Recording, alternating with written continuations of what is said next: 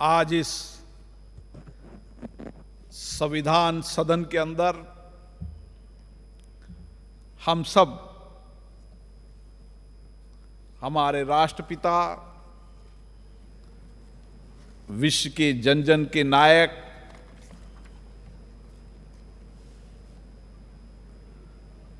महात्मा गांधी जी को याद करने आए हैं। आज प्रखर नेता,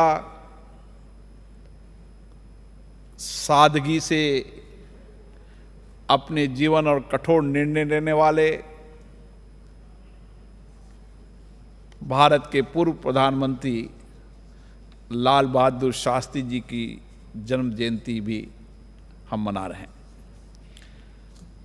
मैं राष्ट्रपिता महात्मा गांधी जी को अपनी विनम्र पुष्पांजलि अर्पित करता हूं। लाल बहादुर शास्त्री जी को पुष्पांजलि अर्पित करता हूं। और आज मेरे सामने जो भारत का भविष्य है, जो आने वाले समय के अंदर अपने कठोर परिश्रम से, नए इनोवेशन से, नए सोच से, नए चिंतन से, आत्मविश्वास से, दृढ़ निश्चय से एक विकसित भारत बनाने का सपना पूरा करेगा। ऐसे अलग अलग प्रदेशों के मेरे नौजवान युवक युवतियां यहाँ पर बैठी हैं, विद्यार्थी बैठे हैं और उस जगह बैठे हैं जहाँ पर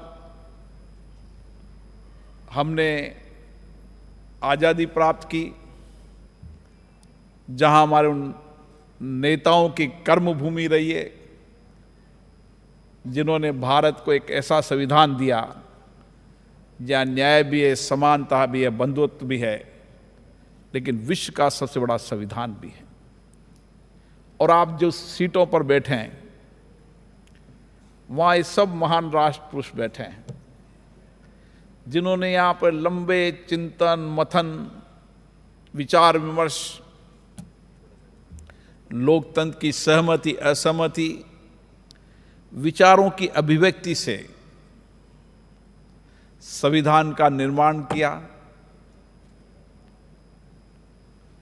और संविधान निर्माता के साथ साथ इस केंद्रीय कक्ष के अंदर जो संविधान सभा का हिस्सा है, वहाँ पर हमने आज़ादी के बाद देश के आर्थिक सामाजिक परिवर्तन करने के लिए नियम बनाए, कानून बनाए। और आज दुनिया के अंदर भारत तेजी से बढ़ता हुआ हर क्षेत्र के अंदर दुनिया का नेतृत्व करने वाला देश बना, तो हमारे राष्ट्र पुरुषों के कारण बना। और इस 75 वर्ष की आज़ादी के बाद हमारे यशस्वी नेता नरेंद्र मोदी जी के नेतृत्व में आज देश आगे बढ़ रहा है।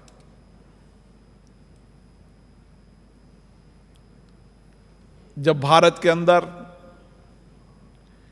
G20 के दुनिया के राष्ट्र अध्यक्ष यहां पर आए थे, उस G20 के अंदर राष्ट्रपिता महात्मा गांधी जी की समाधि पर गए और उनको याद किया, उनके विचारों को याद किया। उन्होंने उस समय जो नया युग शुरू करने का, एक ऐसा युग जिसमें हर देश स्वतंत्र हो, और स्वतंत्रता का ऐसा आंदोलन, अहिंसा सत्य का आंदोलन, जिस पर कोई विचार नहीं कर सकता था कि अहिंसा सत्य के से हम आज़ादी दिला सकते हैं। जब महात्मा गांधी किसी विश्वविद्यालय में गए तो लोगों ने उनसे जब चर्चा की कि हम सत्य अहिंसा पर हम आज़ादी प्राप्त करेंगे, तो लोगों ने कहा कि ऐसा प्रयोग तो दुनिया में कभी नहीं हुआ, ये नया प्रयोग है।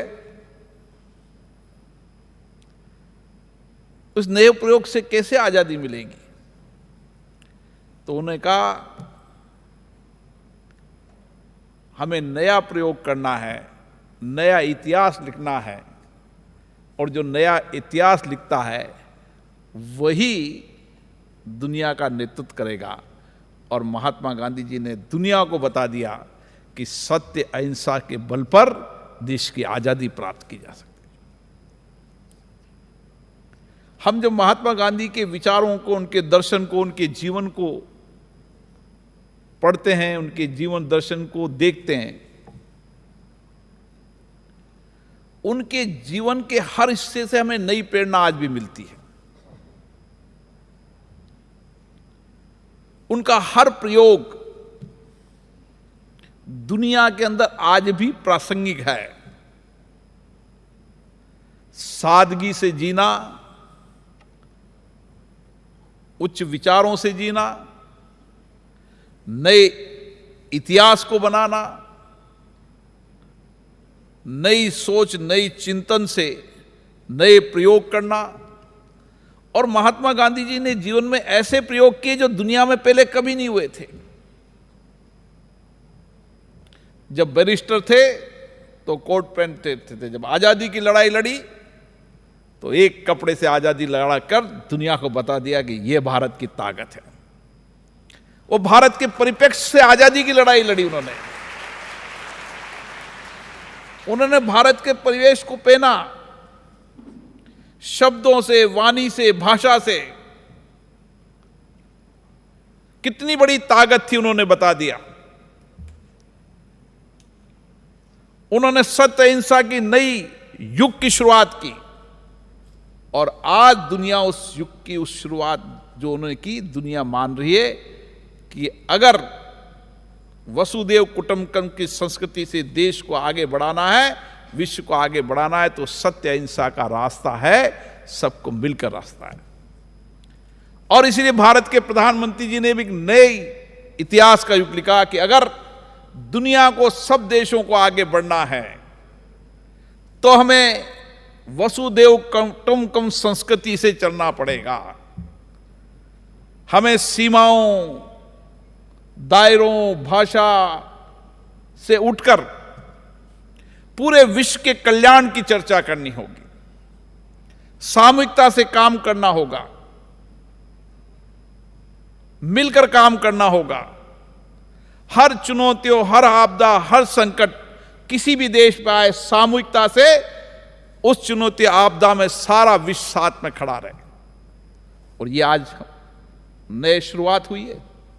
दुनिया जब उस एजेंडे पर चलने लगी है, इसी एजेंडे पर दुनिया की लोकतांत्रिक चुनी हुई सरकारें जिन एजेंडों पे चल रही है, ऐसी लोकतांत्रिक संस्थाओं की जिम्मेदारी बन जाती है कि उन लोकतांत्रिक संस्थाओं में इसी परिप्रेक्ष्य पर चर्चा हो। वसुदेव कुटुंबकम संस्कृति पर चर्चा हो, एक पृथ्वी, एक परिवार, एक भविष्य की चर्चा हो। और हमारी संसदों के अंदर जो चर्चा हो वो सामूहिकता से हो, विश्वव्यापी हो, विश्व के कल्याण की हो।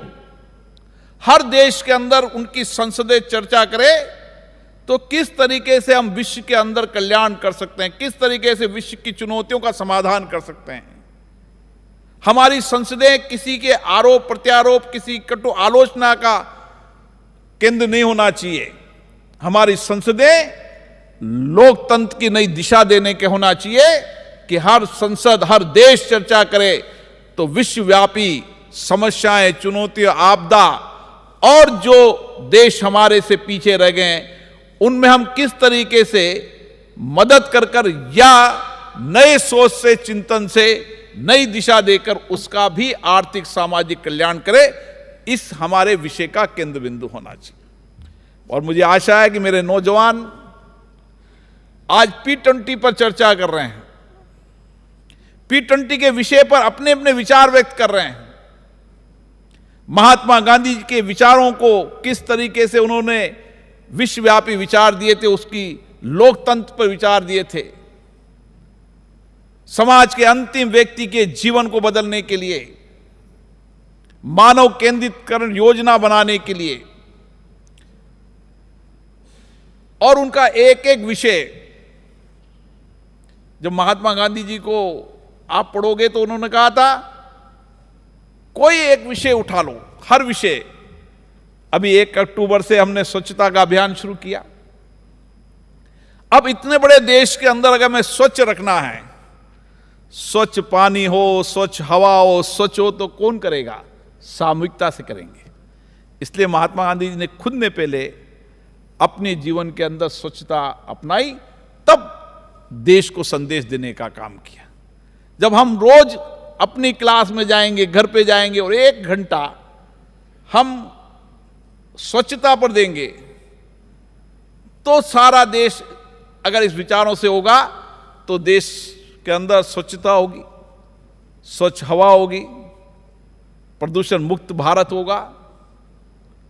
बदलते जलवायु परिवर्तन में हमारा क्या योगदान होना चाहिए, हमारी लाइफ स्टाइल कैसी होनी चाहिए,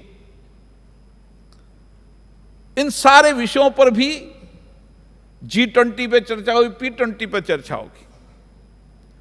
और इसीलिए मैं आपसे यही आग्रह करने आया हूं कि आप भारत के भविष्य हो, और मैं देख रहा हूं मेरे भारत का भविष्य आत्मविश्वासी, आकांक्षी है, बदलते भारत की तस्वीर देख रहा है। और जब आप 40 साल के होंगे,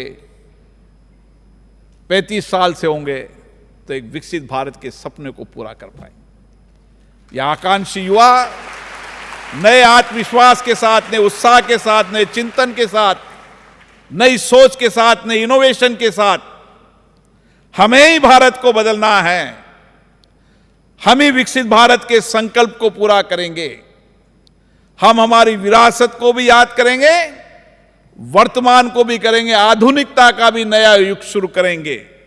ये जिम्मेदारी हमारी है। आज जब इस कर्तव्य भाव से हम यहां से जाएंगे, जो हमारे आजादी के आंदोलन, आजादी के बाद देश के नवनिर्माण की कर्मभूमि रही है, उस कर्मभूमि का संदेश यहां से लेकर जाएं और नए भारत, विकसित भारत, सबका भारत, सबके कल्याण करने वाले भारत की परिकल्पना लेकर जाएं।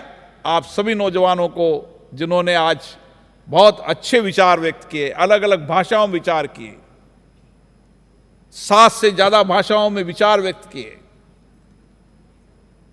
48 से ज्यादा हमारी छात्राओं ने विचार व्यक्त किए। और ऐसे विचार, जिन विचारों से, जिन चर्चाओं से, संवाद से हमारे लोकतंत्र की ताकत है, क्योंकि विचारों से, संवाद से, चर्चा से, सहमति असहमति से ही हमने भारत की नई तस्वीर बनाई है। आप भी इसी चर्चा संवाद से भारत की नई तस्वीर बनाएंगे। आप सबको बहुत बहुत धन्यवाद। जय हिंद। बहुत बहुत धन्यवाद लोकसभा अध्यक्ष माननीय ओम बिरला जी, आपका इन सुंदर वचनों के लिए।